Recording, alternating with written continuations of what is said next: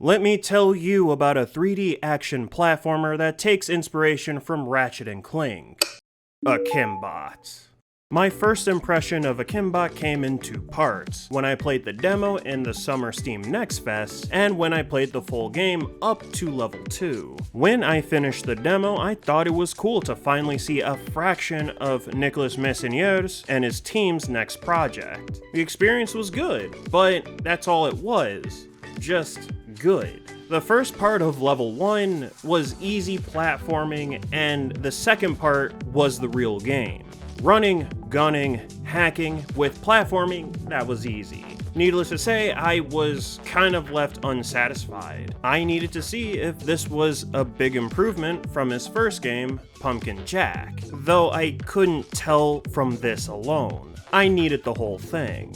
Finally playing the real deal, I was greeted by random bots coming up to me and exploding on contact. What are you doing? Which is neat, but I cared about the rest of Akimbot's fun and challenge. So much so that I put it on hard mode because I thought normal mode was too easy. Although the spectacle of the second level isn't the most graphically intensive or made the combat that much more in depth, Akimbot has shown me how fun and exciting it can be. The whole beach suddenly being a war zone with everything blowing up, the combat arenas had a lot more going on. Enemy robots were doing more than running at me to die. They were teleporting after being shot just a little bit. The dialogue for the black market gave me a chuckle, though the first time meeting them also made me laugh. They're my favorite characters. Need a selfie shooter on your weapon? Capture the moment only costs half your savings. You gonna buy or waste our time? Don't mind them. Let's refine that weapon of yours, shall we? But more importantly, the action was spread out, instead of being in the back half. The pacing was good. Somewhere along the platforming near the end, I locked in and I knew that I wanted to play this game to the end. And I thought to myself, Akimbot is going to be sick. For the cartoonish look that Akimbot goes for, it works. Xe and Shipset look fine, but what defines them more are their voices and personality.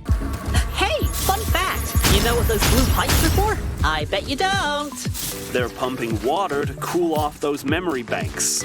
They're literally one of the planet's biggest tourist traps. I liked you better when you didn't talk. Visually, there wasn't a dull moment for me. There were some set pieces that happened that I thought were really cool or gave me a good laugh. The music is alright, though I wouldn't listen to the soundtrack outside of the game.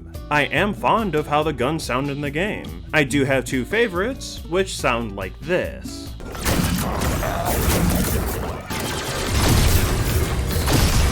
I would say that the presentation with the audio and visuals are solid for Akimbot. The story of Akimbot can be summarized like this. Xe, an outlaw mercenary, partners up with Shipset, a drone, after they break out of the transportation that they were locked in, which was owned by the mobsters. When the two deal with them and the boss, mostly Xe, events go from bad to worse as they find themselves in a war zone caused by evilware. The duo were told to get to Echo Point to reach safety and the ambassador.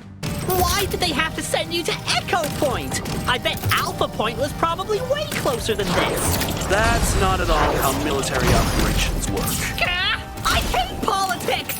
Upon meeting the ambassador, the two were left with the task to get the artifact before evilware or the universe is doomed. While Shipset is more than happy to do it for money, Xe reluctantly does it if all his crimes are forgiven. While playing the demo for Akimbot, I worried that they would get on my nerves. And it was this interaction that made me think that.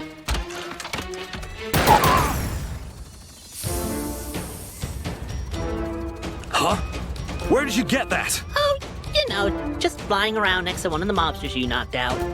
Hand it over. Hey, that was my gun! If Shipset was able to land a shot like that once, why not let him have a gun so he can be useful? If he was shown to be incompetent, then the scene would make sense to me and it would be fine. Xe, after taking the gun away from Shipset, then complains about him not doing anything. Booyah!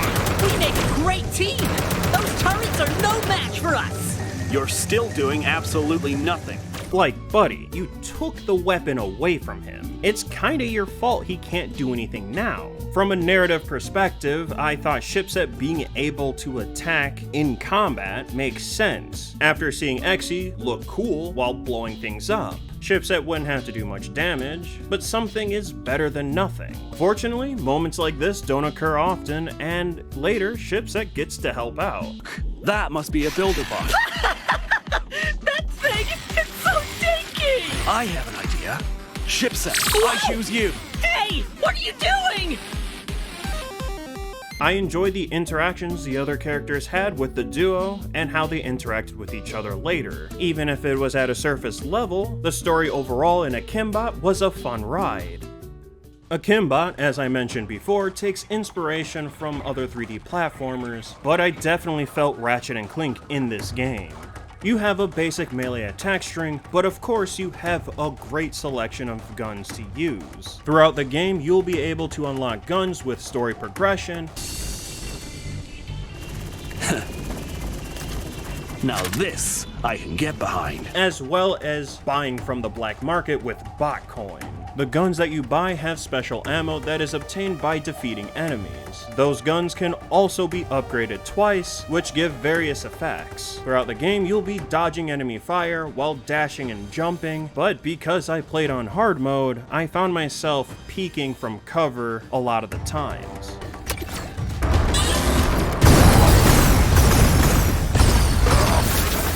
From the perspective of somebody that chose to play Akimbot on hard mode on the first playthrough, it wasn't the best idea I had, but it made it fun. Everything kind of blew me up, but I personally like a challenge. I wasn't allowed to get lazy and just tank damage to progress. Like I said before, I had to peek from cover. When I got better at the game, I was able to play a little bit more aggressive, but not too much. I felt that most obstacles that I dealt with could have been handled by a more skilled player, but other times, like this, I felt like it was complete BS.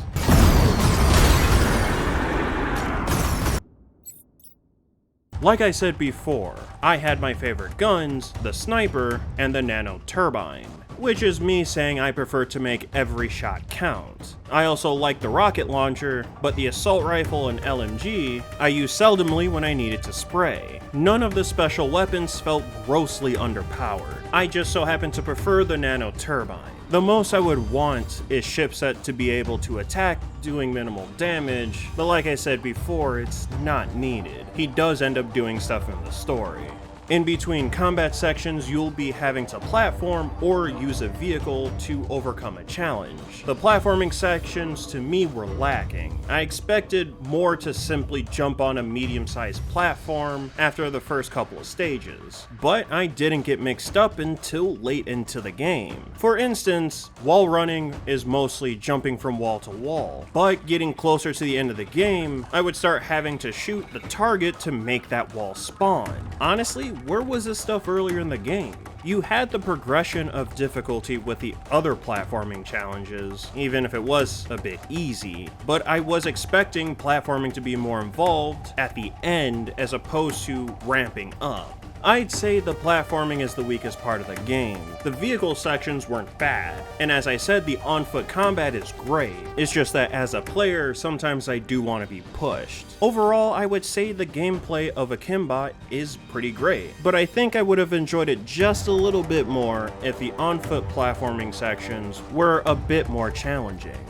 That said, if you have any interest in action platformers like Ratchet & Clank, play Akimbot. The game is $19.99 normally. If you've already played this game, I would recommend playing Pumpkin Jack as well. As a whole, Akimbot is a massive improvement on what he started with in Pumpkin Jack, the presentation, writing, and gameplay. But that's not to say that the game is bad at all. I'm just happy to see improvement. I enjoyed Akimbot, and I think you would enjoy it too, but ultimately, that choice is yours if you want to buy it. Also, I would like to thank the devs for giving me a review copy of Akimbot. But that's it from me. I'll see you in the next one.